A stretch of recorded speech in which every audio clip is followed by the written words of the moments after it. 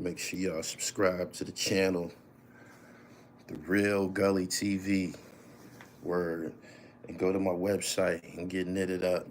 This is called a King Thread Terry cloth. This ain't up there. This is some exclusive shit that I rocked in Oakland at the celebrity basketball game.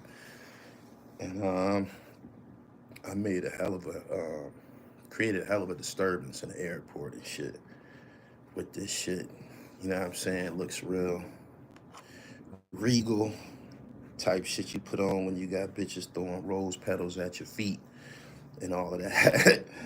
But good morning, people. I want to talk about this. I bought some bag of treats. I got a bag of treats with me.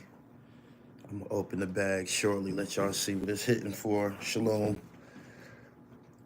He said, the morning dribble returns. The truck drivers, man, they brought something to my attention in the comments. They said, damn, man, you've been on every day this week. I need this. I need this to get on down the road and shit. So come through for y'all, man. Give y'all a look. Make sure y'all subscribe to the channel. He said, can't nobody else pull this knitted off but Gully. Me and Ghostface. Shout out to Ghostface. Shout out to Killer Coffee, Staten Island. That's where I got this joint from, this Iron Man joint. So he said, we very much needed it. Much appreciated. You welcome. Y'all share the live as y'all come in here. He said, Gully with the sack. I thought you quit that game. Nah, man. This is actually a Nordstrom sack. I can't remember what came in here. I think some polo boots or something. Come in the mail during the Christmas holiday. They hit you with the Santa sack. But yeah, this is a Nordstrom's joint. Tony, what's up? Good morning, everybody. Make sure y'all subscribe to the channel. Colleen, I had bean soup yesterday. It was electrifying. People need to get down with that northern bean, man. For real. Straight up. Good morning, everybody. I saw Keith Murray trending on Twitter a minute ago. Shit pissed me off. Yeah, somebody need to bust that bitch head who filmed him. She didn't even sound like a hip-hop fan. She didn't. And I don't think no real hip-hop fan would do some shit like that. But you never know. People be wanting they moment and shit. You know what I'm saying? People be wanting to be a part of the internet and shit like that. But anyway, he said no bricks in that sack. Nah, man, the shit I got in the sack is a little bit more universal than the bricks. I'm gonna get back to the sack though. I got you. He said, you ever did anything on Dog King, the biggest gangster in Cleveland? No, I'm very familiar with his story. And one of my homeboys had the same lawyer as him at a point in time. Anyway, y'all coming here. I made it a point of, I said this before, if I didn't cover a artist's career, content, music, etc. when they was living, I try to stand down if it turns into a situation where they're deceased or whatever. But I gave this shit a week. I looked at it many times, and I finally caught the video that I wanted. They put out a video with the actual clear audio of the situation with Phat Geez. And I did a lot of time with Philly guys. I spent a lot of time in Philly. I got a lot of friends from Philadelphia to this day. That situation that happened with Phat Geez, that could have been prevented entirely. Number one, they was not there for him. They was not there for him. Whoever was in that car, they didn't come for him. You know what I mean? Maybe an element of paranoia took place. But, Gary, good morning. They didn't come for him. If they came for him, Philly hitters, they would have gunned him down from the door. They would have gunned him down from the door. Like when he first came out, like they would have, they would have cashed him out right on the spot. They didn't. So I find it hard to believe that that situation was for him. But um, when it's your time, when God call you home, that can't be disrupted. I hate that that shit happened in front of his mother. And she tried to save him. Now that I heard the audio, man, I just was like, God damn, shorty. Um, in my opinion, I have to keep it gully. In Pennsylvania, my man said I felt like it was for him. He got it, so maybe it was for him. But I'm just saying that don't Philly guys, they don't play around, man, with them hammers and shit. They don't play around with them hammers. And if they came to see you, they would have took care of that right away. They wouldn't have sat there and let all of that evidence get on camera and all of that audio be recorded. Like they wouldn't have risked all of that. I believe that this is a classic situation of what they say in Pennsylvania and shit, Philly, and up this way, they say you bought that. They say you bought that. That seems like this was that type of situation. I feel like he had plenty time to leave that shit alone. Again, maybe he was paranoid.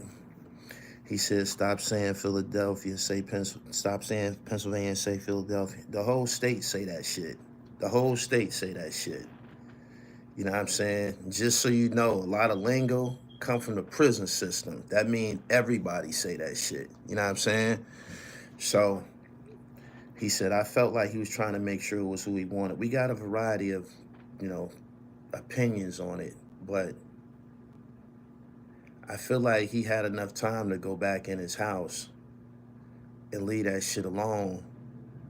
He had enough time to call the police. But the most disturbing part is his mother. His mother was trying to tell him that, you know, what is you arguing with them people for? Like his mother said that. She physically said that. She physically said that. What is you arguing with them? Why are you arguing with those people? His mom tried to tell him, you could hear her trying to tell him, yo, what the fuck is you doing? Right?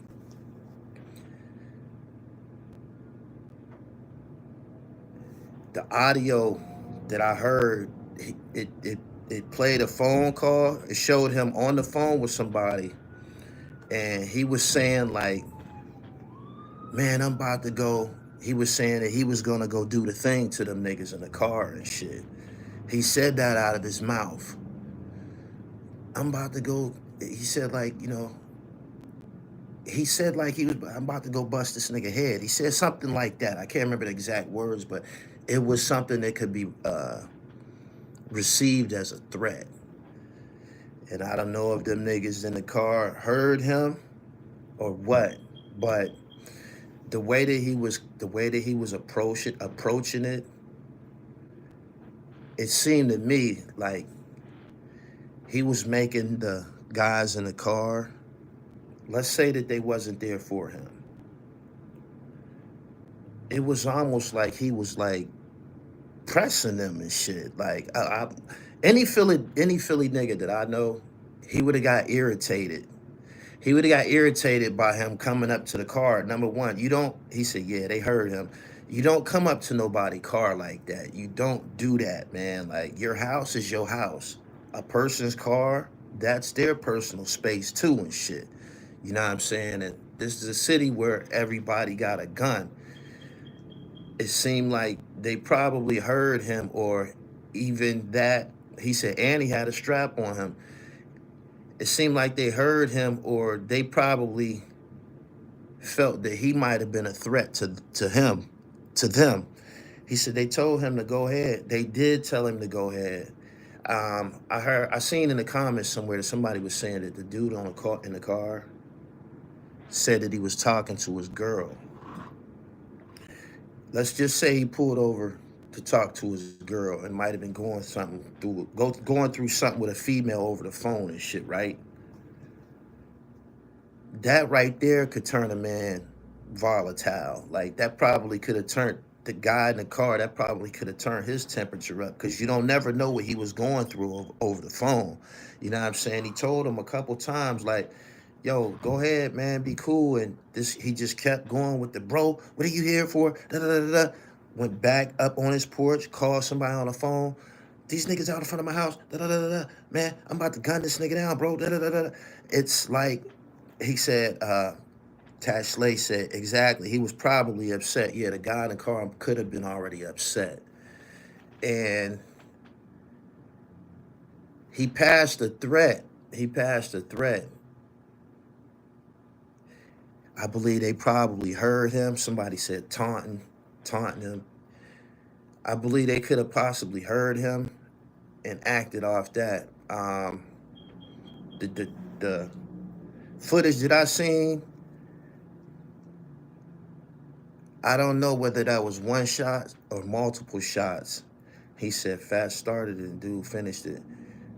Damn, man, that's fucked up, man. Right in front of the crib, man. When his mom, your mother, mom knows best, man. Mom, like, why is you arguing with them people and shit like that? Like, come in the house, they was trying to stop him from running to his premature death. He said it was multiple shots, switched him up. He said, you leaving out the fact that he had a gun in his hand when he walked up to the car. I was gonna get to that part, that they probably felt threatened, man. He was approaching, you know what I'm saying, clutching, reaching. You know, a person can kind of read your posture, man. When they feel that you come to do something to them, everybody got body security. Everybody got body security. He said he see the comments. Put that shit in super chat. Maybe I get to it. You know what I'm saying? Everybody got body security, intuition. You know what I'm saying? That voice in the back of your head that's speaking to you. You gotta be able to develop that. Let's call it a 6th or 7th sense or something like that. Jay Jenkins said his crib had recently been shot up over his little bro. He was paranoid for a reason, but you never walk up on a car like that. If he was paranoid, why would he walk up to the car? Why would he walk up to the car? Why wouldn't he just call the police? And if he felt uncomfortable, he could have told his mom, yo, call the police, man. There's somebody out in front of the crib, man. This shit don't look right. And one police cruiser driving through the block probably would have diffused the whole situation. You know what I'm saying? Kemeon Wade said he was trying to prove himself. He came too aggressive. If you look at the comment, it took me days to fuck with this. I wasn't gonna, come back and speak on this because it's been like a week old now. But I seen and heard the audio, and I couldn't understand why it continued that long, this back and forth with these guys on the curb. Everybody in the city of brotherly love, primarily, especially in them parts, and his age, probably strapped, you know what I'm saying? He said, I think the guy in the car can claim self-defense. Appreciate your super chat. He said, and I wonder why we don't have the same energy for these European colonists on our land. The whole situation about my block, it's not your block. It's terrible that a lot of our brothers have died feeling entitled or, I don't know, representing a block or something like that. Neo Law, I appreciate you. He said, we don't own shit. Nah, don't own anything. So there's no reason for anybody to look like me and you to be telling somebody that they got to move away from, got to move on. When somebody is directly in front of your house, you should be concerned with it. That's what the ring light is for and shit. You can see what's going on outside. And not only that, right? Can't you, them ring lights come with a PA system. Couldn't he have spoke to them from the confines of his crib? Couldn't he have told them, yo, what the fuck is y'all doing? Couldn't he? I seen people yell out on the ring lights. Somebody on their porch trying to steal a package. I done seen motherfuckers say, yo, get the fuck off my porch before I call the fucking police and shit like that. I don't know if the audio would have went all the way to the curb, but I know that you could address what's going on outside the crib from the ring light. Payroll, I appreciate your super chat. Good morning. He said, as black and brown people, we gotta do better. I just feel that the situation could have been prevented. And I don't think that person came there to do anything to him, because if they did, I think he would have went on ahead and did it and shit. In Philadelphia, the city owns the streets and the sidewalks. That go for every city. So don't do that, man. I hate that happened to him, man. I listened to some of his music and shit like that. He seemed like a really nice guy and shit. He seemed like a really nice guy, but this is something that I said on a previous live stream. Everybody that live on the block, they not a street nigga and shit. Just because you from the, I don't know, the ghetto or the hood, it don't make you street. And I feel that he didn't exercise proper judgment coming from a street guy. You know what I'm saying? To be a street guy, you gotta know how to maneuver. Show him how to move in a room full of vultures. I mean, for real, you gotta know how to maneuver. And that the whole way he approached that shit was amateurish. You know what I'm saying? He said, these kids' judgment is skewed. My ring cam alerts me when it's activity by my house. He said, they don't even respect hustling no more. They would have blew him down when he first walked up to the car if they was looking for him. I 100% agree. I believe they would have took care of that and moved on. I believe that. I believe they would have took care of that and moved on.